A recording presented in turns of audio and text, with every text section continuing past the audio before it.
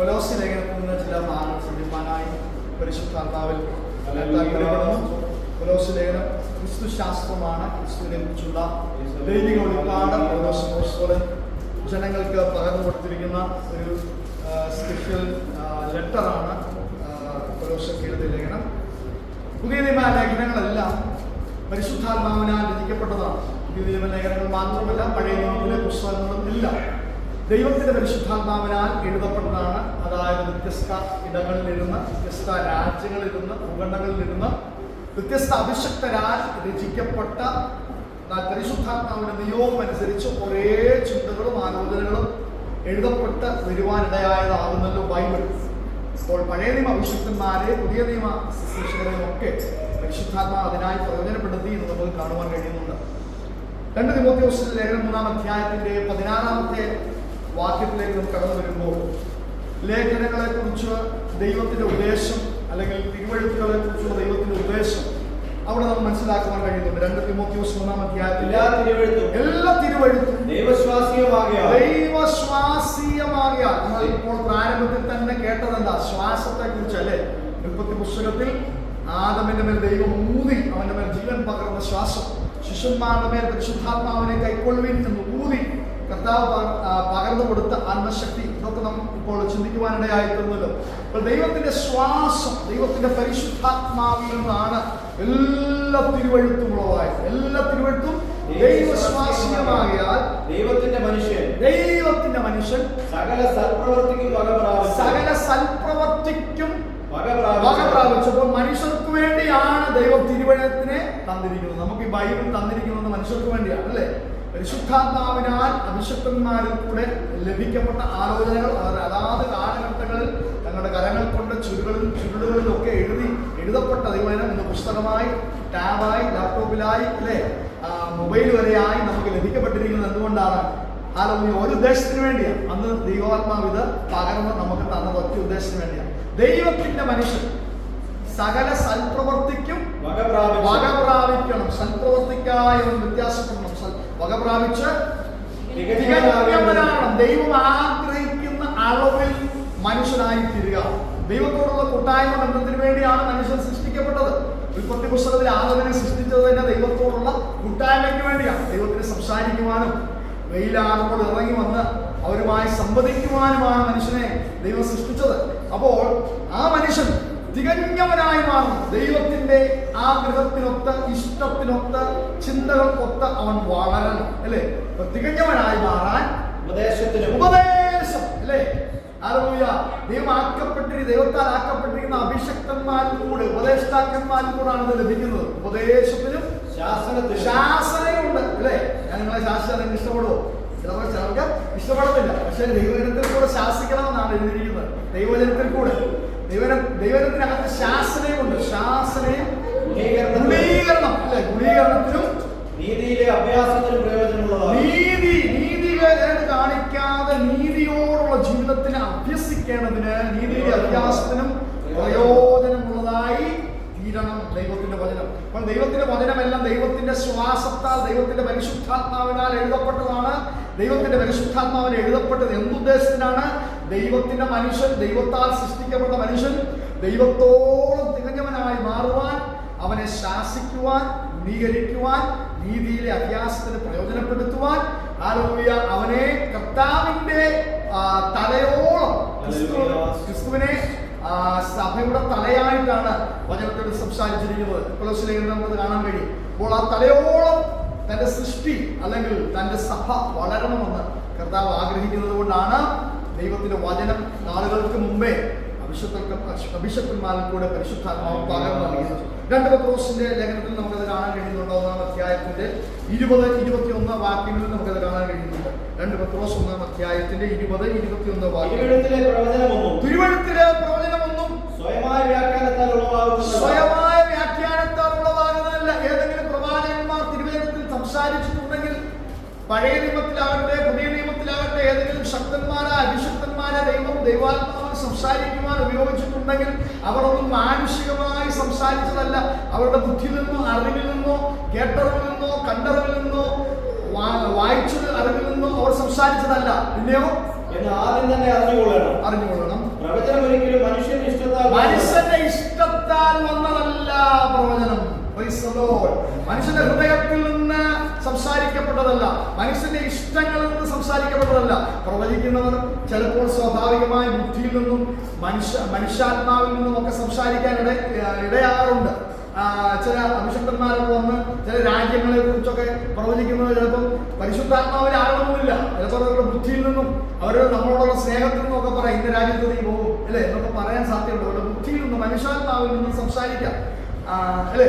അപ്പോൾ അങ്ങനെ മനുഷ്യന്റെ ഇഷ്ടത്താൽ ആകരുത് പ്രവചനം. പക്ഷെ മനുഷ്യന്റെ ഇഷ്ടത്താൽ അല്ല പ്രവചിക്കേണ്ടത്, ദൈവകൽപ്പനയാൽ. ദൈവം കൽപ്പിച്ചിട്ട് ദൈവം അരുളി ചെയ്ത വചനം, ദൈവം കൽപ്പിച്ച വചനം പരിശുദ്ധാത്മാവിൽ നിറഞ്ഞ് പരിശുദ്ധാത്മാവിന്റെ നിയോഗത്താൽ പ്രാപിച്ചിട്ട് സംസാരിക്കുകയാണ്. അപ്പോൾ ദൈവാത്മാവിൽ ദൈവത്തിൽ നിന്ന് കേൾക്കുക, ദൈവത്തിന്റെ അരുളപ്പാടുകളെ കേൾക്കുക, പരിശുദ്ധാത്മാവിൽ നിറയുക, പരിശുദ്ധാത്മാവിന്റെ നിയോഗം സംസാരിക്കുക. അതുകൊണ്ടാണ് പെട്ടെന്ന് ഒരു ദിവസം തിശ്ബ്യനായ ഏലിയാവ് അല്ലെ ആഹാബിന്റെ കൊട്ടാരത്തിലേക്ക് കടന്നു ചെന്നു.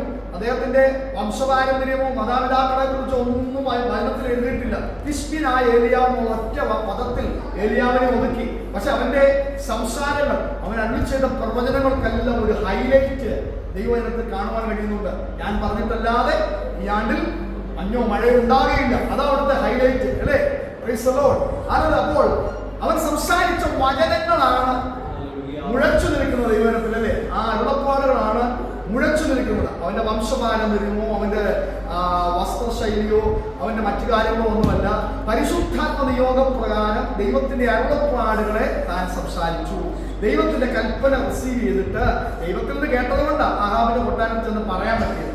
ദൈവത്തിൽ നിന്ന് അദ്ദേഹം കേട്ടല്ലേ, ഇനി മഴ ഉണ്ടാകത്തില്ലല്ലേ, നീ പറഞ്ഞോളാൻ പറഞ്ഞൊരു ശബ്ദം ദൈവത്തിൽ നിന്ന് അവൻ കേട്ടതുകൊണ്ടാണ് ആഹാബിന്റെ കൊട്ടാരത്തിലേക്ക് ചെന്ന് അത് പറയാനായിട്ട് ഇടയായിട്ട്. അപ്പോൾ പരിശുദ്ധാത്മ നിയോഗത്താൽ ദൈവത്തിന്റെ അരുളപ്പാടുകളെ മനുഷ്യൻ സംസാരിക്കുന്നു. പ്രവചനം അതാണ് അല്ലേ, അരുളപ്പാടുകൾ അതാണ്. മനുഷ്യർക്ക് സ്വയമായി സംസാരിക്കാൻ ഒന്നുമില്ല. എൻ്റെ ബുദ്ധിയിൽ നിന്നോ എൻ്റെ മനുഷ്യാത്മാവിൽ നിന്നോ സംസാരിച്ചു കഴിഞ്ഞാൽ അത് പ്രയോജനപ്പെടുകയുമില്ല. ഞാൻ സംസാരിക്കുവാൻ എൻ്റെ അധരങ്ങളെ ദൈവം പ്രയോജനപ്പെടുത്തും, എൻ്റെ നാവുകളെ ദൈവം ഉപയോഗിക്കും. പക്ഷെ ഞാൻ കേൾക്കുന്നത് ദൈവശബ്ദമാണ്.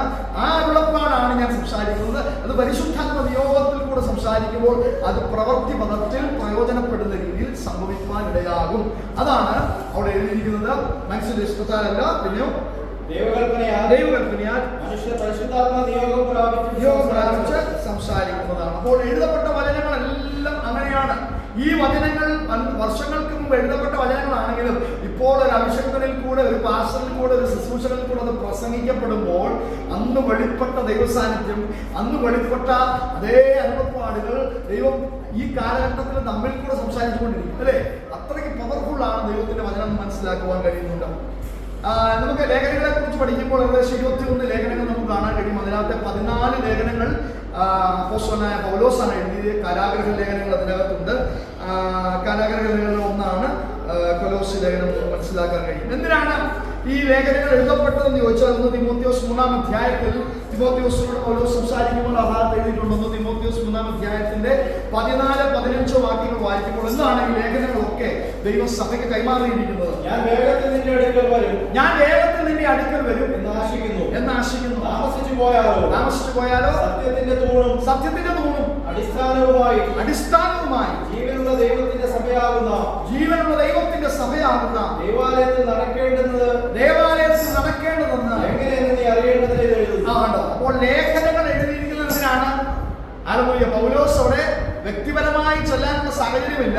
പക്ഷെ ലേഖനങ്ങൾ താൻ സഭയ്ക്ക് എഴുതി കൊടുത്തിട്ട് പറയുകയാണ്, ദൈവാലയത്തിൽ എങ്ങനെ കാര്യങ്ങൾ നടക്കണം, ദൈവസഭയിൽ എങ്ങനെ കാര്യങ്ങൾ നടക്കണം. ലേഖനങ്ങളുടെ ഉത്തരവാദിത്വം, ലേഖനങ്ങൾ പരിശുദ്ധാത്മാവിൽ പൗലോസിൽ കൂടെ അഭിഷക്തന്മാരിൽ കൂടെ ഏകദേശം 14 ലേഖനങ്ങൾ പൗലോസ് അപ്പോസ്തലൻ എഴുതുകയും യാക്കോബ്, പത്രോസ്, യോഹന്നാൻ, യൂദ ഒക്കെ മറ്റ് ലേഖനങ്ങൾ എഴുതുകയും ചെയ്തതായിട്ട് ലേഖനങ്ങളുടെ പഠനത്തിൽ നമുക്ക് മനസ്സിലാക്കുവാൻ കഴിയും. അപ്പോൾ ഈ ലേഖനങ്ങളൊക്കെ എഴുതിയിരിക്കുന്നത് പഴയ നിയമത്തിൽ നിന്ന് വ്യത്യസ്തമായി, പഴയ നിയമത്തിൽ ചരിത്ര പുസ്തകങ്ങൾ, പ്രവചന പുസ്തകങ്ങൾ, വലിയ പ്രവാചകന്മാരുടെ പുസ്തകങ്ങൾ, ചെറിയ പ്രവാചകന്മാരുടെ പുസ്തകങ്ങളൊക്കെ കാണാൻ കഴിയും. പക്ഷെ ഇതിൽ നിന്നൊക്കെ വ്യത്യസ്തമാണ് യേശു കർത്താവിന്റെ ജനന, മരണ, അടക്ക, പുനരുത്ഥാനങ്ങളെല്ലാം സുവിശേഷങ്ങൾ നമുക്ക് മത്തായി, മർക്കോസ്, ലൂക്കോസ്, യോഹന്നാനിൽ കാണാൻ കഴിയും. പിന്നെ ഇങ്ങോട്ട് അപ്പോസ്തലന്മാരുടെ പ്രവർത്തികൾ തൊട്ട് പിന്നെ ലേഖനങ്ങളിലേക്ക് തിരിയുകയാണ്.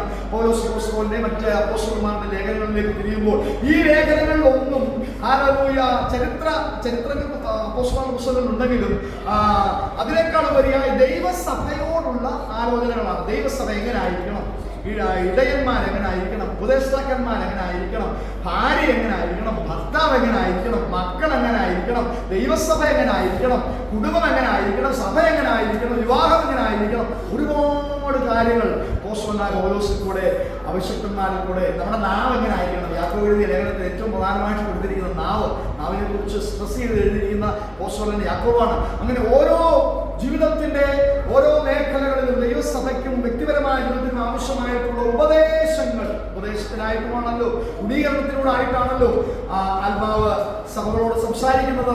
അതിനുവേണ്ടിയുള്ള ആലോചനകളാണ് ലേഖനങ്ങളിൽ പൂർണ്ണമായി നമുക്ക് കാണാൻ കഴിയുന്നുണ്ട്. അതിൽ കൊലോസ്യ ലേഖനം യേശുക്രിസ്തുവിനെ കുറിച്ചുള്ള ഒരു വെളിപ്പാട് അടങ്ങിയ ലേഖനമാണ്. ക്രിസ്തു ശാസ്ത്രമാണ് ഈ ലേഖനത്തിന്റെ കേന്ദ്ര വിഷയം. യേശു കർത്താവ് ആരാണ്, യേശു കർത്താവിന്റെ ഉദ്ദേശങ്ങൾ, പദ്ധതികൾ, നിവർത്തീകരണങ്ങൾ, യേശുവിനെ കുറിച്ചുള്ള വ്യക്തമായ വെളിപ്പാട് എഴുതപ്പെട്ട ഒരു ലേഖനമാണ് കൊലോസ്യ ലേഖനം. കൊലോസ്യ ലേഖനത്തിന്റെ 2-ാം അധ്യായത്തിന്റെ 9-10 വാക്യങ്ങൾ നമുക്ക് വായിക്കാം. കൊലോസ്യ 2-ാം അധ്യായത്തിന്റെ 9-10 വാക്യങ്ങൾ. അവനിലല്ലോ ദൈവത്തിന്റെ സർവ്വസമ്പൂർണതയും ദേഹരൂപമായി വസിക്കുന്നത്. ശ്രദ്ധിക്കുക, പഴയ നിയമ വിശ്വാസിയെ സംബന്ധിച്ചിടത്തോളം അവൻ കർത്താവിന്റെ ദൈവത്തിന്റെ ശബ്ദം മാത്രമേ കേട്ടുള്ളൂ, അല്ലേ? അബ്രഹാം ദൈവത്തിന്റെ ശബ്ദം കേട്ടു. നീ തലപൊക്കി ഉയർത്തി നോക്കുക, നീ കാണുന്നതൊക്കെ നിന്റെ അവകാശമായി മാറും. അബ്രഹാം ദൈവത്തിന്റെ ശബ്ദം കേട്ടു. ഏലിയാവ് ദൈവത്തിന്റെ ശബ്ദം കേട്ടു. ഗുഹയ്ക്കകത്തിൽ നിന്ന് പുറത്തേക്ക് വരുവാൻ ഏലിയാവിനോട് ദൈവം കൽപ്പിക്കുന്നു. ഏലിയാവ് ശബ്ദം കേട്ടു. ഇസ്ഹാക്ക്, യാക്കോബ്, അല്ലേ, ദൈവശബ്ദം കേട്ടു. യാക്കോബ് കടലിൽ വെച്ച ദൈവശബ്ദം കേട്ടു. അങ്ങനെ പഴയ നിയമ അഭിഷിക്തന്മാരെല്ലാം ശബ്ദത്തിൽ കൂടെയാണ് കൂടുതൽ ദൈവത്തെ പരിചയപ്പെട്ടത്, അല്ലേ? അപ്പോൾ ശബ്ദമാണ് അവരോട് സംസാരിച്ചിരുന്നത്. ശമൂവേലിനോട് ദൈവം ശബ്ദമായി ഇടപെട്ടു. അപ്പോൾ ശബ്ദത്തിൽ കൂടെ ദൈവം സംസാരിച്ചു കൊണ്ടിരുന്നു. പിന്നെ യാഗങ്ങൾ, മോശയുടെ ന്യായപ്രമാണം അവർക്ക് ലഭിച്ചു. യാഗങ്ങൾ അവർക്ക് ലഭിക്കുവാനിടയായിട്ടുണ്ട്. എന്നാൽ യാഗങ്ങൾക്കൊന്നും മനുഷ്യന്റെ പാപത്തിന്റെ പരിഹാരം വരുത്തുവാൻ പൂർണ്ണമായി കഴിയാതെ വന്നപ്പോൾ, അതുകൊണ്ടാണ് എബ്രായ ലേഖനം പറയുന്നത്, ഈ യാഗങ്ങൾക്കൊന്നും പൂർണ്ണ പരിഹാരം വരുത്തുവാൻ കഴിയാതിരുന്നത് കൊണ്ടാണ് സ്വർഗത്തിൽ നിന്ന് തന്റെ ഏകജാതനായ പുത്രനെ ദൈവം ലോകത്തിലേക്ക് അയച്ചത്. അപ്പോൾ ലോകത്തിലേക്ക് അയച്ച ദൈവമായിരിക്കുന്നവൻ, പിതാവിനോടൊത്ത് സമത്വം ഉണ്ടായിരുന്നവൻ, അല്ലേ, തൃത്വത്തിൽ ഒരുവനായിരുന്നവൻ, പിതൃപുത്ര പരിശുദ്ധാത്മാവാകുന്ന ത്രിയേക ദൈവത്തിൽ ഒരുവനായിരുന്നവൻ താൻ ഈ ഭൂമിയിലേക്ക് ഇറങ്ങി വന്നു. അപ്പൊ ദൈവത്തെ ഒരു മനുഷ്യനും കണ്ടിട്ടില്ല, അല്ലേ? പഴയ പുസ്തകത്തിലേക്ക് നോക്കുമ്പോൾ ദൈവത്തെ ആരെങ്കിലും കണ്ടിട്ടുണ്ടോ? ദൈവത്തെ ഒരു മനുഷ്യൻ കണ്ടിട്ടില്ല. ആ വേദഭാഗം നമുക്കറിയാം. ദൈവത്തെ ഒരു മനുഷ്യൻ ഒരു നാളും കണ്ടിട്ടില്ല. അടുത്തുകൂടാത്ത വെളിച്ചത്തിൽ വസിക്കുന്നവൻ, അല്ലേ, മനുഷ്യനാരും കണ്ടിട്ടില്ലാത്തവൻ, കാണാൻ കഴിയാത്തവൻ. മോശയ്ക്ക് മാത്രമാണ് അല്പമായി ദൈവം തന്നെ അത് വെളിപ്പെടുത്തി കൊടുത്തത്. ഭാവമോ തേജസ്സോ ഒന്നും മോശയ്ക്ക് പോലും ദൈവം വെളിപ്പെടുത്തി കൊടുക്കാതെ പിൻഭാഗം മാത്രം അവനെ പാറയുടെ ആ മറവിൽ ഒളിപ്പിച്ചിട്ട് തന്റെ കൈ കൊണ്ട് തന്റെ തേജസ്സിനെ മറച്ച് പിൻഭാഗം മാത്രം മോശയ്ക്കാണ് അല്പമായെങ്കിലും ഒന്ന് ദൈവത്തിനെ വെളിപ്പെടുത്തി കൊടുത്തത്. അപ്പോൾ ദൈവത്തെ കണ്ടു കഴിഞ്ഞാൽ അങ്ങനെ മരിച്ചു പോകും. അതുകൊണ്ട് ദൈവത്തെ പ്രദർശിപ്പിക്കേണ്ടതിന്, ദൈവത്തെ മനുഷ്യർക്ക് കാണിക്കേണ്ടതിന് ഒരു മാർഗമില്ലാതിരുന്നപ്പോൾ പാപപരിഹാരാർത്ഥം ഈ ഭൂമിയിലേക്ക് ഇറങ്ങി വന്ന യേശു കർത്താവാണ് ദൈവത്തെ ദേഹരൂപത്തിൽ വെളിപ്പെടുത്തിയത്. അതുകൊണ്ടാണ് യാക്കോബ് യോഹന്നാൻ പറഞ്ഞത്, ഞങ്ങളുടെ കൈ തൊട്ടത്, ഞങ്ങൾ കണ്ടത്, ഞങ്ങൾ കേട്ടത്. ഹല്ലേലൂയ, ദൈവത്തിന്റെ അടുത്ത് ഞങ്ങൾ ഇരുന്നു, അല്ലേ? ഞങ്ങൾ അവന്റെ മാറോട്, യോഹന്നാൻ മാറോട് ചാഞ്ഞിരുന്നു, ദൈവത്തിന്റെ മാറോട് ചാഞ്ഞിരുന്നപ്പോൾ ഹല്ലേലൂയ, ദൈവത്തെ ദേഹരൂപമായി മനുഷ്യന് വെളിപ്പെടുത്തിയത് ആരാ? യേശു കർത്താവ്. Praise the Lord. ദേഹരൂപമായി മനുഷ്യരുടെ ഇടയിൽ പാർത്തത്, വചനം ജഡമായി തീർന്നു, കൃപയും സത്യവും നിറഞ്ഞവനായി നമ്മുടെ ഇടയിൽ പാർത്തു.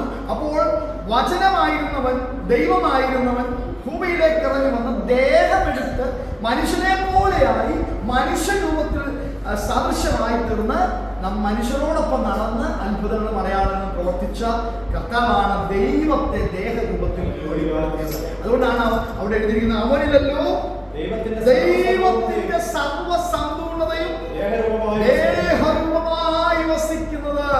ദേഹത്തിൽ ദൈവത്തെ കാണാൻ കഴിയുന്നെങ്കിൽ അത് യേശുവിൽ കൂടെ മാത്രമാണ്. അതുകൊണ്ടാണ് എന്നെ കണ്ടവൻ പിതാവിനെ കണ്ടിരിക്കുന്നത്. ഞങ്ങൾക്ക് പിതാവിനെ കാണിച്ചു തരണമെന്ന് ആരാ പറഞ്ഞത്? ഒരാള് ഞങ്ങൾക്ക് പിതാവിനെ കാണിച്ചു തരണമെന്ന് പറഞ്ഞു. ഒരു ശിഷ്യൻ. വേറെ ഓർമ്മ. ഞാൻ പറഞ്ഞുപോയി അല്ലേ? ശിഷ്യന്മാരുടെ ഒരുവൻ അല്ലേ, ഞങ്ങൾ പിതാവിനെ കാണിച്ചു തരണം എന്ന് പറഞ്ഞു.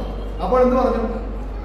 എന്നെ കണ്ടവൻ പിതാവിനെ കണ്ടിരിക്കുന്നു. ദേഹരൂപമായി വസിച്ചുകൊണ്ടിരിക്കുന്ന കർത്താവിനെ കണ്ടപ്പോൾ പിതാവിനെ കണ്ട് ഞാൻ പിതാവിനും ഒന്നായിരിക്കുന്നു എന്ന് പറയുവാനായിട്ട് ഇടയായിത്തീർന്നു. അപ്പോൾ അവനിലാണ് സർവ്വസമ്പൂർണതയും ദേഹരൂപമായി വസിക്കുന്നത്. ആ താഴ്ന്ന വാക്യോട് വെച്ച് 9 എല്ലാ വാഴ്ചയ്ക്കും അധികാരത്തിൽ തലയായ അവനിൽ നിങ്ങൾ പരിപൂർണരായിരിക്കുന്നു. അപ്പോൾ കർത്താവ് ദേഹരൂപമായി വസിച്ച് ഈ ഭൂമിയിൽ ദൈവത്തെ വെളിപ്പെടുത്തുക മാത്രമല്ല, അവൻ മരിച്ചടക്കപ്പെട്ട് 3-4 നാൾ ഉയർത്തെഴുന്നേറ്റ് എഫേസ്യ ലേഖനം പഠിക്കുമ്പോൾ അവൻ സകല വാഴ്ചയ്ക്കും അധികാരത്തിനും മേലെ പിതാവിനോടുള്ള സമത്വത്തിലായിത്തീരുകയും പിതാവിന് വലതുഭാഗത്തിരിക്കുകയും ഈ ക്രിസ്തുവിനെ ദൈവം സഭയ്ക്ക് നൽകുകയും ചെയ്തിരിക്കുന്നു. എഫേസ്യ ലേഖനം പഠിക്കുമ്പോൾ നമുക്ക് കാണാൻ കഴിയും. അപ്പോൾ നമ്മൾ കർത്താവ് ഉള്ളത് കൊണ്ട് നമ്മൾ പരിപൂർണരായി തരുമെന്ന് അവിടെ എഴുതിയിരിക്കുന്നു. Praise the Lord. എല്ലാ വാഴ്ചയ്ക്കും അധികാരത്തിനും തലയായിരിക്കുന്ന അവനിൽ നിങ്ങൾ പരിപൂർണരായിരിക്കുന്നു. എനിക്ക് ഇന്ന കുറവുണ്ട്, എനിക്ക് ഇന്ന ബലഹീനതയുണ്ട്, എനിക്ക് ഇന്ന പരാജയമുണ്ടെന്ന് ഇനി നമ്മൾ പറയാൻ പാടില്ല. നമ്മൾ പരിപൂർണരാണ്. Praise the Lord. ക്രിസ്തുവിൽ വിശ്വസിക്കുന്നവൻ പരിപൂർണനാണ്. കാരണം നമ്മുടെ അകത്ത് കർത്താവ് വസിക്കുക. മഹത്വത്തിന്റെ പ്രത്യാശയായിരിക്കുന്ന ക്രിസ്തു നിങ്ങളിൽ ഇരിക്കുന്നു അല്ലേ? കർത്താവ് നമ്മിൽ വസിക്കുക. തലയായ കർത്താവിനെ ദൈവസഭയ്ക്ക് നമ്മുടെ വ്യക്തിപരമായ ജീവിതത്തിൽ ദൈവം തന്നിരിക്കുകയാണ് അല്ലേ? അപ്പോൾ നമ്മൾ പരിപൂർണരാണ്. എന്താ ഭാഷ എങ്ങനെ പറയാം? ഞങ്ങൾ പരിപൂർണ്ണ, ഞങ്ങൾ സാമ്പത്തികമായ ബുദ്ധിമുട്ടുണ്ട്, ജോലി വിഷയങ്ങളുണ്ട് അല്ലേ, കുടുംബത്തിൽ വിഷയങ്ങളുണ്ട്, ഞങ്ങൾ എങ്ങനെ പരിപൂർണരാകുന്നേ അല്ലേ? എന്നല്ല, ഭൗതികമായ വിഷയമല്ല അവിടെ ഉദ്ദേശിക്കുന്നത്. നിങ്ങൾ ആത്മീയമായി പരിപൂർണനാണ്. ഭൗതിക വിഷയത്തിൽ ദൈവപ്രവൃത്തികളെ ചെയ്യും, പക്ഷെ ആത്മീയമായി നിങ്ങൾ പൂർണ്ണത ഉള്ളവരായി തീർന്നിരിക്കുന്നു. തലയായ അവനിൽ നിങ്ങൾ പരിപൂർണരായിരിക്കുന്നു. കൊലോസ്യ ലേഖനത്തിന്റെ 1-ാം അധ്യായത്തിന്റെ 16-ാമത്തെ വാക്യത്തിലേക്ക് നമുക്ക് വരാം. 16-17 വാക്യങ്ങൾ. സിംഹാസനങ്ങളാകട്ടെ, കർത്തൃത്വങ്ങളാകട്ടെ, വാഴ്ചകളാകട്ടെ, അതിന് മുമ്പിലുള്ള വാക്യങ്ങൾ സ്വർഗത്തിലുള്ളതും അവരിൽ നമുക്ക് പാപമെന്ന് വീണ്ടെടുപ്പുണ്ട്. അവർ അദൃശ്യനായ ദൈവത്തിന്റെ പ്രതിമയും സർവ്വസൃഷ്ടിക്കും അദൃശ്യനായ ദൈവത്തിന്റെ പ്രതിമ. അപ്പോൾ 14-ാമത്തെ വാക്യത്തിൽ അവനിൽ നമുക്ക് പാപമോചനമെന്ന വീണ്ടെടുപ്പുണ്ടെന്ന്. അപ്പോൾ കർത്താവ് ദേഹരൂപത്തിൽ ഇറങ്ങി വന്നതുകൊണ്ടാണ്, നമുക്ക് വേണ്ടി യാഗമായി തീർന്നത് കൊണ്ടാണ് പാപമോചനം എന്ന വീണ്ടെടുപ്പ് നമുക്ക് ലഭിച്ചത്. അവൻ അദൃശ്യനായ ദൈവത്തിന്റെ പ്രതിമ, അദൃശ്യനായ ദൈവത്തിന്റെ ഇമേജ് അല്ലെങ്കിൽ പ്രതിമ. കർത്താവിനെ യഥാർത്ഥത്തിൽ വെളിപ്പെടുത്തിയത് യേശുവാണെന്നേ ഉള്ള ആ പദത്തിന്റെ അർത്ഥം. ഹല്ലേലൂയ. അക്ഷരികമായി ദേഹരൂപത്തിൽ വെളിപ്പെടുത്തിയത് യേശുവാണെന്ന് അതിന്റെ അർത്ഥം. ദൈവത്തിന്റെ പ്രതിമയും സർവ്വസൃഷ്ടിക്കും ആദ്യ പ്രതിമ വെളിപ്പെടുത്തുക എന്നുള്ളത്. ഈ സർവ്വസൃഷ്ടിക്കും ആദ്യജാതൻ എന്നുള്ള പദം ഗ്രീക്ക് പദം പ്രോട്ടോടോക്കോസ് എന്നുള്ള പദമാണ് ആദിജാതൻ എന്നുള്ള പദത്തിന്റെ അർത്ഥം. ആദിജാതൻ കേൾക്കുമ്പോൾ നമ്മൾ ചിന്തിക്കും ദൈവം സൃഷ്ടിച്ചവനാണ് യേശു എന്ന് സാധാരണ ചിന്തിക്കാനായിട്ടുള്ള ഒരു ചിന്ത നമ്മുടെ അകത്ത് വരും. എല്ലാവരും ഉളവായതിനേക്കാൾ, എല്ലാവരും സൃഷ്ടിക്കപ്പെട്ടതിനേക്കാൾ. ഇപ്പൊ ചിലർ യേശു ദൈവമല്ലെന്ന് സ്ഥാപിക്കാൻ വേണ്ടി ഈ വാക്യം എടുത്തിട്ട് പറയും അവൻ സർവ്വ സൃഷ്ടിക്കും ആദ്യജാതനാണ്. ആദ്യജാതൻ എന്ന് വെച്ചാൽ ഉണ്ടായ ആളല്ലേ, സൃഷ്ടിക്കപ്പെട്ട ആളല്ലേ, ജനിച്ച ആളല്ലേ. അപ്പൊ ദൈവം ജനിപ്പിച്ചവൻ, സൃഷ്ടിച്ചവനാണ് യേശു. അപ്പോൾ ദൈവമല്ല യേശു എന്ന ചിന്തയിലേക്ക് ചിലർ ഇതിനെ വ്യാഖ്യാനിക്കാറുണ്ട്. എന്നാൽ ആ പദത്തിന്റെ അത് അർത്ഥമല്ല. അതിന്റെ ഗ്രീക്ക് പദം ശ്രദ്ധിക്കുമ്പോൾ പ്രോട്ടോടോക്കോസ് എന്ന പദമാണ് കാണുന്നത്. അതായത് സകലത്തിനും അധികാരിയായവൻ, സകലത്തെക്കാളും ശ്രേഷ്ഠതയുള്ളവൻ, സകലത്തിന്റെയും പരമാധികാരിയായവൻ എന്നുള്ള അർത്ഥം അവിടെ. ആദ്യജാതൻ, പരമാധികാരിയായവൻ, സകലത്തിനും ശ്രേഷ്ഠനായുള്ളവൻ. ആ പദമാണ് പ്രോട്ടോടോക്കോസ് എന്നുള്ള പദം അവിടെ ഗ്രീക്ക് പദം നമുക്ക് കാണാൻ കഴിയുന്നത്. അപ്പോൾ അദൃശ്യനായ ദൈവത്തിന്റെ പ്രതിമ, ദൈവത്തെ വെളിപ്പെടുത്തിയ വ്യക്തിത്വം, അതാണ് പ്രതിമ എന്ന് ഉദ്ദേശിക്കുന്നത്. സർവ്വ സൃഷ്ടിക്കും സകലത്തിനും അധികാരിയായവൻ, സകലത്തിന്റെയും പരമാധികാരിയായവൻ. വായിച്ചോട്ടെ. സ്വർഗത്തിലുള്ളതും ഭൂമിയിലുള്ളതും ദൃശ്യമായതും അദൃശ്യമായതും, സിംഹാസനങ്ങളാകട്ടെ, കർത്തൃത്വങ്ങളാകട്ടെ, വാഴ്ചകളാകട്ടെ, അധികാരങ്ങളാകട്ടെ, സകലവും അവൻ മുഖാന്തരം സൃഷ്ടിക്കപ്പെട്ടു. ഇനി കർത്താവ് മുഖാന്തരമാണ് അവിടെ എല്ലാം സൃഷ്ടിക്കപ്പെട്ടത്. ഇവിടെ കുറെ കാര്യങ്ങൾ നമുക്ക് കാണാൻ കഴിയുന്നുണ്ട്. ഒന്ന്, സ്വർഗത്തിലുള്ളതോ ഭൂമിയിലുള്ളതോ ദൃശ്യമായതോ അദൃശ്യമായതോ, സിംഹാസനങ്ങളാകട്ടെ, കർത്തൃത്വങ്ങളാകട്ടെ, വാഴ്ചകളാകട്ടെ, അധികാരങ്ങളാകട്ടെ, സകലവും അവൻ മുഖാന്തരം സൃഷ്ടിക്കപ്പെട്ടു. അപ്പോൾ ഇന്ന് രാത്രി നമ്മൾ ഇവിടെ ഇരിക്കുന്നത് ആര് മുഖാന്തരമാണ്? കർത്താവ് മുഖാന്തരം. ഈ ഭൂമിയെ സൃഷ്ടിച്ചത് യേശു കർത്താവ് മുഖാന്തരമാണ്. ഇതെല്ലാം പ്രീ പ്ലാൻഡ് ആയിരിക്കാം. ദൈവത്തിന്റെ പക്കൽ ഇതെല്ലാം പ്രീ പ്ലാൻഡ് ആയിരിക്കാം അല്ലെ.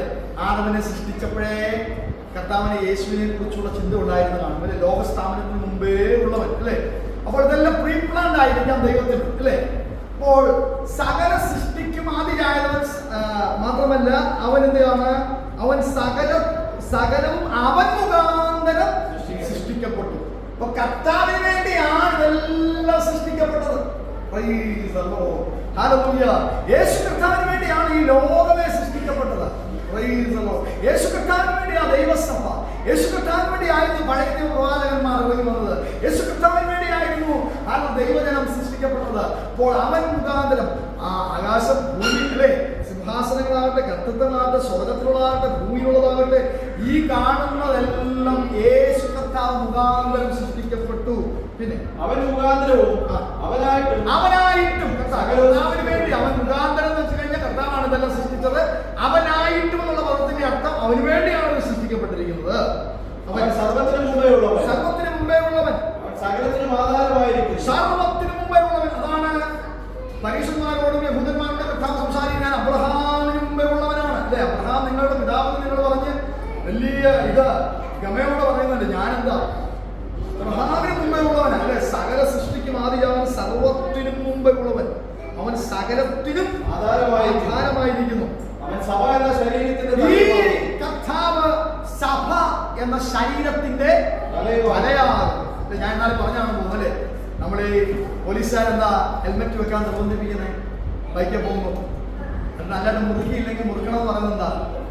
ബാക്കി ഏത് ഭാഗം ഒടിഞ്ഞ് പറഞ്ഞാലും നമുക്ക് ശരിയാക്കിക്കൊണ്ട് വരാൻ പറ്റും. തല പോയാൽ കോമയിൽ കിടക്കുന്നവരെ കണ്ടിട്ടുണ്ടോ? കേസുമാരൊക്കെ കണ്ടിട്ടുണ്ടായിരുന്നു അല്ലേ? കോമയിൽ കിടക്കുന്നവരെ കണ്ടിട്ടുണ്ടോ? കാരണം അവരുടെ ബ്രെയിൻ അവർക്ക് ഇൻസ്ട്രക്ഷൻ കൊടുക്കുന്നില്ല അല്ലേ. അവരുടെ ബ്രെയിൻ മരിച്ചു. സൗദി അറേബ്യയിലാണെന്ന് ഒരു രാജകുമാരൻ 20 വർഷമായിട്ട് കോമയിൽ, അതായത് അദ്ദേഹത്തിന് ഈ വെന്റിലേറ്റർ എടുത്തു കഴിഞ്ഞാൽ ആ മനുഷ്യൻ മരിച്ചു. പക്ഷെ അദ്ദേഹത്തിന്റെ ബന്ധുക്കൾക്ക് അദ്ദേഹത്തെ ഒഴിവാക്കാൻ താല്പര്യമില്ലാത്തത് കൊണ്ട് 20 വർഷം ഒരേ കിടപ്പിൽ കിടക്കുകയാണ്, കോമയിൽ കിടക്കുകയാണ്. പക്ഷെ പ്രതികരിക്കുന്നില്ല. 1-2 ശബ്ദം വല്ലതും സംസാരിച്ചാലായി, കൈ പതിയെ ഒന്ന് അനക്കിയാലായി, വിരലൊന്ന് ചലിപ്പിച്ചാലായി. പക്ഷെ അദ്ദേഹത്തോടുള്ള സ്നേഹം കാരണം ആ കുടുംബാംഗങ്ങൾ, അവരുടെ പൈസ അതുപോലെ ഉള്ളതുകൊണ്ട് ആ കുടുംബാംഗങ്ങൾ അദ്ദേഹത്തെ മരണത്തിന് വിട്ടുകൊടുക്കാതെ 20 വർഷം സൂക്ഷിച്ചു അല്ലേ. ബെഡ്രിഡനായി 20 വർഷം കിടന്നിട്ടാണ് അദ്ദേഹം ഈയിടെയാണ് മരിച്ചത്. അപ്പോൾ തല റെസ്പോണ്ട് ചെയ്യുന്നില്ലെങ്കിൽ, തല ഇൻസ്ട്രക്ഷൻ കൊടുക്കുന്നില്ലെങ്കിൽ, കൈ ഒന്നായിട്ട് കാലുണ്ടായിട്ടും അല്ലേ എന്നുണ്ടായിട്ടും താഴേക്കുള്ള ഓരോ എത്ര അവയവങ്ങൾ ഉണ്ടായിട്ടും ഒന്നും പ്രവർത്തിക്കുന്നില്ല, ഇൻസ്ട്രക്ഷൻ കൊടുക്കുന്നില്ലെങ്കിൽ. ഒരു കൊതുക് നമ്മുടെ കയ്യെ വന്നിരുന്ന് ഇങ്ങനെ കടിക്കുമ്പോൾ നമുക്കൊരു ഇൻസ്ട്രക്ഷൻ ലഭിക്കും. ഇന്നത്തെ കയ്യിൽ എന്തോ കുത്തുന്നുണ്ടല്ലോ നോക്കടാന്ന് കണ്ണിനോട് ഇൻസ്ട്രക്ഷൻ കൊടുക്കും അല്ലേ. അപ്പൊ കൈക്ക് ഇൻസ്ട്രക്ഷൻ കൊടുക്കണമെന്നോട് അടിയിൽ ഇൻസ്ട്രക്ഷൻ കൊടുക്കും അല്ലെ. ഇതെവിടുന്നാ വരുന്നത്? തല പ്രവർത്തിക്കണ്ടോ, ബ്രെയിൻ പ്രവർത്തിക്കുന്നത് കൊണ്ടാ മറ്റ് ശരീരത്തിന്റെ ഭാഗങ്ങളിലേക്ക് ഇൻസ്ട്രക്ഷൻ ചെല്ലുന്നതും അത് പ്രവർത്തിക്കുന്നതും. അതുപോലാണ് ദൈവസഭയുടെ തല ക്രിസ്തുവാകുന്നു. സഭയ്ക്ക് എന്തെങ്കിലും ഈ ലോകത്ത് ചെയ്യണമെങ്കിൽ, സഭയ്ക്ക്, കുടുംബങ്ങൾക്ക്, ദേശത്തിൽ ദൈവത്തിന് വേണ്ടി എന്തെങ്കിലും ചെയ്യണമെങ്കിൽ ഒരു ഇൻസ്ട്രക്ഷൻ ലഭിച്ചേ പറ്റത്തുള്ളൂ. അത് ലഭിക്കുന്നത് തലയിൽ നിന്നാണ്. അതുകൊണ്ടാണ് തലയായ ക്രിസ്തു എന്ന, സഭയുടെ തലയാകുന്ന ക്രിസ്തു എന്ന് അവിടെ എഴുതിയിരിക്കുന്നത്. സഭ എന്ന ശരീരത്തിന്റെ തലയുമാകുന്നു. സകലത്തിലും അവൻ ആരംഭവും മരിച്ചവരുടെ നിന്ന് ആദ്യനായി എഴുന്നേറ്റവനുമാകുന്നു. അവരെ വിശ്വസിക്കുന്നവർ, ഞാൻ എപ്പോഴോ ഇവിടാണ് പറഞ്ഞതെന്ന് അറിയത്തില്ല, അത് നാട്ടിലാണ് പറഞ്ഞത് അറിയത്തില്ലേ. ആദ്യം ക്രിസ്തുവിനുള്ളവർ, ആദ്യം ക്രിസ്തു ഉയർത്തെഴുന്നേറ്റിരിക്കുന്നു. ആദ്യ ഫലമായി ഗുരുതർക്കെതിരെ നമുക്ക് കാണാൻ കഴിയുന്നു. ആദ്യ ഫലമായി ക്രിസ്തു ഉയർത്തെഴുന്നേറ്റിരിക്കുന്നു. മരിച്ചവരുടെ ഇടയിൽ നിന്ന് ആദ്യ ഫലമായി ക്രിസ്തു ഉയർത്തെഴുന്നേറ്റിരിക്കുന്നു. പിന്നെ ക്രിസ്തുവിനുള്ളവർ, നാം ഉയർത്തെഴുന്നേൽക്കും അല്ലേ. ശേഷിക്കുന്ന നാം ക്രിസ്തുവിനോടുകൂടെ രൂപാന്തരപ്പെടും. അതുകൊണ്ട് ആദ്യമായി ഒരുവൻ ഉയർത്തെഴുന്നേറ്റിരിക്കുകയാണ് അല്ലേ. മരിച്ചോടെ ആദ്യനായി എഴുന്നേറ്റവൻ, അവനാണ് നമ്മുടെ തല.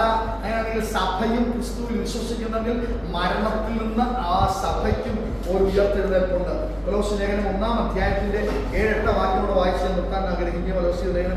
നിങ്ങൾ ഞങ്ങളുടെ പ്രിയ സഹവൃത്തിനായ എപ്പഫ്രാസിനോട് പഠിച്ചിട്ടുണ്ടല്ലോ. അവൻ നിങ്ങൾക്ക് വേണ്ടി ക്രിസ്തുവിന്റെ വിശ്വസ്ത ശുശ്രൂഷകനും നിങ്ങൾക്ക് ആത്മാവിനാലുള്ള സ്നേഹം ഞങ്ങളോട് അറിയിച്ചവനും ആകുന്നു. ഈ കൊലോസ്യ സഭ ഉണ്ടാക്കുവാൻ കാരണം എഫെസോസ് സഭ നിമിത്തമാണ് കൊലോസ്യ സഭ ഉണ്ടാകുന്നതെന്ന് ചരിത്രം പഠിക്കുമ്പോൾ നമുക്ക് മനസ്സിലാക്കാൻ കഴിയും. ഏകദേശം 3 വർഷം എഫെസോസിൽ താമസിച്ച് ശുശ്രൂഷിച്ച അഭിഷിക്തനാകുന്നു പൗലോസ് അപ്പോസ്തലൻ. പൗലോസ് അപ്പോസ്തലൻ അവിടെ ശുശ്രൂഷിക്കുന്ന സമയത്താണ് കൊലോസ്യക്കാരായ എപ്പഫ്രാസും അതുപോലെ ഫിലോമോനും ഒക്കെ ഈ എഫെസോസ് സഭയോടുള്ള ബന്ധത്തിൽ ആരാധനയ്ക്കായി കടന്നു വരികയും അവരുടെ കൂട്ടായ്മകൾ സംബന്ധിക്കുകയും ചെയ്തപ്പോൾ അവിടുന്ന് ചിതറപ്പെട്ടവരാണ്. അവിടുന്ന് മറ്റ് സ്ഥലങ്ങളിലേക്ക് പോയ കൊലോസ്യക്കാരായ എപ്പഫ്രാസും ഫിലോമോനുമാണ് കൊലോസ്യ സഭയ്ക്ക് അടിസ്ഥാനമിട്ടതെന്ന് ചരിത്രം പഠിക്കുമ്പോൾ നമുക്ക് മനസ്സിലാക്കാൻ കഴിയും. കൊലോസ്യ ലേഖനത്തിന്റെ പ്രധാന ഉദ്ദേശം തന്നെ ജ്ഞാനമതക്കാരുടെ ഇടയിൽ വ്യാപരിക്കപ്പെട്ട ദുരുപദേശങ്ങൾ നിമിത്തം യേശു ക്രിസ്തുവിനെ ചെറുതായി കാണുകയും ജ്ഞാനമതം എന്ന ദുരുപദേശം മുളച്ചു വരികയും ചെയ്യുന്നത് കൊണ്ട് ജ്ഞാനമതത്തെ കൂടെ ഖണ്ഡിക്കേണ്ടതിനും ക്രിസ്തുവിനെ കുറിച്ചുള്ള വെളിപ്പാട് ദൈവസഭയ്ക്ക് പകരേണ്ടതിനുമാണ് കൂടിയാണ് കൊലോസ്യർക്ക് അപ്പോസ്തലനായ പൗലോസ് കാരാഗ്രഹത്തിൽ നിന്ന് ഈ ലേഖനം എഴുതുന്നത് മനസ്സിലാക്കാൻ കഴിയും. കൊലോസ്യ സഭ ആരംഭിച്ചതിന്റെ പിന്നിൽ എപ്പഫ്രാസും അതുപോലെ ഫിലോമോനുമാണ്.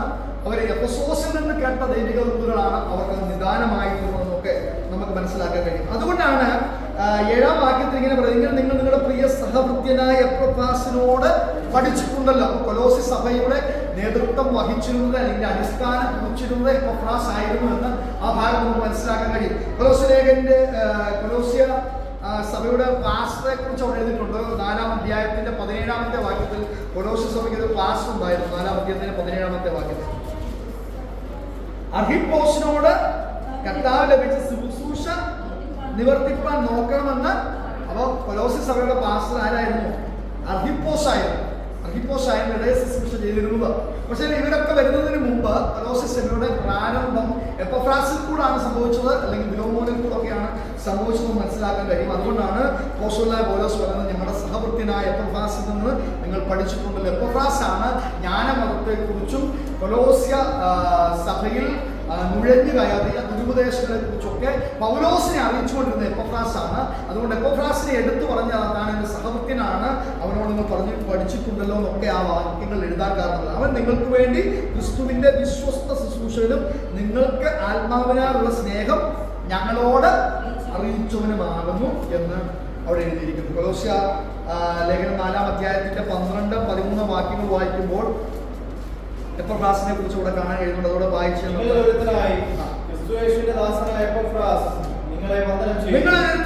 അപ്പോൾ അവരുടെ ഇടയിൽ നിന്ന് തന്നെ ആയ ഒരു വാസന, നിങ്ങളുടെ ഇടയിൽ നിന്ന് ഞാനൊരു വാസന ആയതുപോലെ അവരുടെ ഇടയിൽ നിന്ന് തന്നെ ആയ വാസനാണ്. അയക്കപ്പെട്ടവനല്ല, അവർ സഭ സ്ഥാപിച്ച് അവരുടെ ഇടയിൽ നിന്ന് തന്നെ ഒരു സഹോദരനായി വളർന്നു വന്ന്, എന്നാൽ എഫെസോസിൽ നിന്ന് അപ്പോസ്തലനായ പൗലോസ് പഠിപ്പിച്ച ആലോചനകളെല്ലാം പഠിച്ചു വളർന്ന് അവരുടെ ഇടയിൽ പാർത്തവനായി നിങ്ങളിൽ ഒരുത്തനായി ക്രിസ്തുയേശുവിന്റെ ദാസനായ എപ്പഫ്രാസ് നിങ്ങൾ തികഞ്ഞവരും ദൈവഹിതം സംബന്ധിച്ചൊക്കെയും പൂർണ്ണ നിശ്ചയവുമായി നിൽക്കേണ്ടതിന് അവൻ പ്രാർത്ഥനയിൽ നിങ്ങൾക്ക് വേണ്ടി എപ്പോഴും പോരാടണം. ഈ എഫെസ്യലേഖനം പഠിക്കുമ്പോൾ പല ഭാഗത്തും നമുക്ക് പോരാട്ടം എന്ന് കാണാൻ പറ്റും. ഈ പോരാട്ടം ഒന്നും ശത്രു നമുക്ക് ചെയ്യുന്ന പോരാട്ടങ്ങളല്ല. ആത്മാവിൽ നമ്മൾ ശത്രുവിനെതിരെ പോരാടുന്ന പോരാട്ടങ്ങളാണ്. അങ്ങനെ പോരാടാറുണ്ടോ? ഹല്ലേലൂയ. അതുകൊണ്ടാണ് മറ്റ് ലേഖനങ്ങളിൽ പറഞ്ഞത് നമുക്ക് പോരാട്ടം ഉള്ളത് ജഡരക്തങ്ങളോടല്ല, നമുക്ക് പോരാട്ടമുള്ളത് അല്ലേ? ആർക്കാ പോരാട്ടം? നമ്മോട് പോരാട്ടമുള്ളതെന്നാണ് എഴുതിയിരിക്കുന്നത്. നമ്മോട് പോരാട്ടമുള്ളത് എന്നല്ല എഴുതിയിരിക്കുന്നത്, നമുക്ക് പോരാട്ടമുള്ളത്. അപ്പൊ നമുക്കാണ് ശത്രുവിനോട് പോരാട്ടം. പലപ്പോഴും നമ്മൾ ചിന്തിക്കുന്നത് എന്താണ്? ശത്രു നമ്മെ ആ വിഷയത്തിൽ ബന്ധിച്ചു, ശത്രു നമ്മളെ ഈ വിഷയത്തിൽ ബന്ധിച്ചു, ശത്രു നമ്മളോട് പോരാടിക്കൊണ്ടിരിക്കുന്നു, അവിടെ ബ്ലോക്ക് ചെയ്തുകൊണ്ടിരിക്കുന്നു, ഇവിടെ ബ്ലോക്ക് ചെയ്തുകൊണ്ടിരിക്കുന്നു. നമുക്കെപ്പോഴും വന്ന ശത്രു നമ്മളോട് പോരാടിക്കൊണ്ടിരിക്കുന്നു. പക്ഷേ അപ്പോസ്തലൻ ഓരോ തന്റെ ലേഖനങ്ങളിൽ നമുക്ക് പോരാടണം. ഹല്ലേലൂയ. നമുക്ക് പോരാട്ടമുള്ളത് ശത്രുവിനോട് പോരാടുക, ആത്മാവിൽ പോരാടുക അല്ലേ? അപ്പോൾ അപ്പോസ്തലൻ പൗലോസ് അങ്ങോട്ട് പോരാടാനാണ് പറയുന്നത്. ഇങ്ങോട്ട് പോരാട്ടം എന്ന് പറഞ്ഞ് വിഷമിച്ചിരിക്കാനല്ല പറഞ്ഞ്, അങ്ങോട്ട് പോരാടാനാണ് പറയുന്നത്. അങ്ങനെ പോരാടിയവരാണ് എപ്പഫ്രാസ്. പ്രാർത്ഥനയിൽ പോരാടി അല്ലെ? എന്തിനു വേണ്ടിയാണ്? അതുകൂടെ വായിച്ച് നിർത്താൻ പോവാം. നിങ്ങൾ തികഞ്ഞവരാകണം, ദൈവഹിതം സംബന്ധിച്ച് പൂർണ്ണ നിശ്ചയമുള്ളവരായി നിൽക്കണം. ദൈവഹിതം അറിയണം, പൂർണ്ണ നിശ്ചയമുള്ളവരാകണം, തികഞ്ഞവരായി മാറണം. അതിനുവേണ്ടി അവൻ പ്രാർത്ഥനയിൽ പോരാടും. കണ്ണുകളെ അടയ്ക്കാം. ഹല്ലേലൂയ. പ്രാർത്ഥനയിൽ നമുക്ക് പോരാടാൻ പറ്റുന്നുണ്ടോ? പ്രാർത്ഥിക്കാനേ ഭാഷയെ സമയം കിട്ടുന്നില്ല. അപ്പോഴാണ് പ്രാർത്ഥനയിൽ പോരാടാൻ സമയം കിട്ടുന്നത് അല്ലേ? പ്രൈസലോ. കണ്ണുകളൊന്ന് അടച്ചാട്ടെ. ഹല്ലേലൂയ. കിടക്കുന്നുണ്ടോ വണ്ടിയിലോ അല്ലെങ്കിൽ ഡ്യൂട്ടിക്ക് കയറുമ്പോഴോ ഒക്കെ ഒരു 2-3 മിനിറ്റോ ഒക്കെ പ്രാർത്ഥിക്കാൻ സമയം കിട്ടാറുള്ളൂ. അപ്പോൾ ഇവിടെയാണ് പ്രാർത്ഥനയ്ക്ക് പോരാടാൻ സമയം കിട്ടുന്നത്. ഇനി എപ്പഫ്രാസ് പോരാടിയത് അവന് വേണ്ടി അല്ലെന്നൂടെ ഓർക്കണം. എപ്പഫ്രാസ് പോരാടിയത് ഹല്ലേലൂയ ദൈവസഭയ്ക്ക് വേണ്ടിയാണ്, കൊലോസ്യ സഭയ്ക്ക് വേണ്ടിയാണ്. കൊലോസ്യ സഭയിലുള്ളവർ തികഞ്ഞവരാകുവാൻ, പൂർണ്ണ രക്ഷയുള്ളവരാകുവാൻ, ദൈവത്താൽ അനുഗ്രഹിക്കപ്പെടുവാൻ അവൻ സഭയ്ക്ക് വേണ്ടി പോരാടി. നമ്മുടെ വിഷയത്തിന് പരിഹാരം വരണമെങ്കിൽ അത് ഒരു കാര്യം, നമ്മുടെ വിഷയത്തിന്, നമ്മുടെ സ്വന്തമായ വിഷയത്തിന് പരിഹാരം വരണമെങ്കിൽ ഒറ്റ കാര്യം ചെയ്താൽ മതിയെന്ന് ദൈവത്തിൽ പലയിടത്തും നമുക്ക് കാണാൻ കഴിയുന്നു. ഹല്ലേലൂയ. നമ്മുടെ വിഷയം പരിഹരിക്കപ്പെടും. ഇപ്പോൾ നമ്മളായിരിക്കുന്ന അവസ്ഥയിൽ നമ്മുടെ വിഷയങ്ങൾ പരിഹരിക്കപ്പെടാൻ വേണ്ടി ഒറ്റ കാര്യം ചെയ്താൽ മതി. ദൈവത്തിൽ അത് എഴുതിയിട്ടുണ്ട്. യോബ് തന്റെ സ്നേഹിതന്മാർക്ക് വേണ്ടി പ്രാർത്ഥിച്ചപ്പോൾ ദൈവം എന്ത് ചെയ്തു? യോബിന്റെ സ്ഥിതിക്ക് ദൈവം മാറ്റം വരുത്തി. അപ്പോൾ നമുക്ക് വേണ്ടി നമ്മൾ പ്രാർത്ഥിക്കുന്നതിനേക്കാൾ കൂടുതൽ നമ്മുടെ സ്നേഹിതന്മാർക്ക് വേണ്ടി പ്രാർത്ഥിച്ചാൽ അത് നമ്മുടെ സ്ഥിതിക്ക് മാറ്റം വരും. ഹല്ലേലൂയ. Praise the Lord. അങ്ങനെ എന്റെ സ്ഥിതിക്ക് മാറണം, എന്റെ സ്ഥിതി മാറണമെന്ന് ഞാൻ ആഗ്രഹിക്കുന്നവരൊന്ന് പ്രാർത്ഥിച്ചാണ്. എന്റെ സ്ഥിതി മാറണമെന്ന് എനിക്ക് ആഗ്രഹമുണ്ട്. എന്റെ ഭൗതികമായ വിഷയത്തിൽ, ആത്മീയമായ വിഷയത്തിൽ എന്റെ അവസ്ഥ മാറണമെന്ന് ഞാൻ ആഗ്രഹിക്കുന്നു. അങ്ങനെയുള്ളവർ എന്ത് ചെയ്യണമെന്ന് അറിയാമോ? നിങ്ങൾ അടുത്തിരിക്കുന്നവർക്ക് വേണ്ടി പ്രാർത്ഥിച്ചാൽ മതി. നിങ്ങളുടെ സഭയ്ക്ക് വേണ്ടി പ്രാർത്ഥിച്ചാൽ മതി. നിങ്ങളുടെ സ്നേഹിതർക്ക് വേണ്ടി പ്രാർത്ഥിച്ചാൽ മതി. നിങ്ങളുടെ സഭയിലുള്ള കുടുംബാംഗങ്ങൾക്ക് വേണ്ടി പ്രാർത്ഥിച്ചാൽ മതി. അപ്പോൾ അവരുടെ സ്ഥിതിക്ക് മാറ്റം വരുന്നതിനേക്കാൾ നിങ്ങളുടെ സ്ഥിതിക്ക് മാറ്റം വരും. ഇനി അവര് നിങ്ങൾക്ക് വേണ്ടി പ്രാർത്ഥിച്ചാൽ അവരുടെ സ്ഥിതിക്ക് മാറ്റം വരും. അത് ഒരു സഭയുടെ സ്ഥിതി മാറുന്ന അങ്ങനെയാണ്. അത് പരസ്പരം പ്രാർത്ഥനയിൽ കൂട്ടായ്മയിൽ പരസ്പരം പോരാടുമ്പോൾ, പ്രാർത്ഥനയിൽ പോരാടുമ്പോൾ തികഞ്ഞവരായി തീരുവാൻ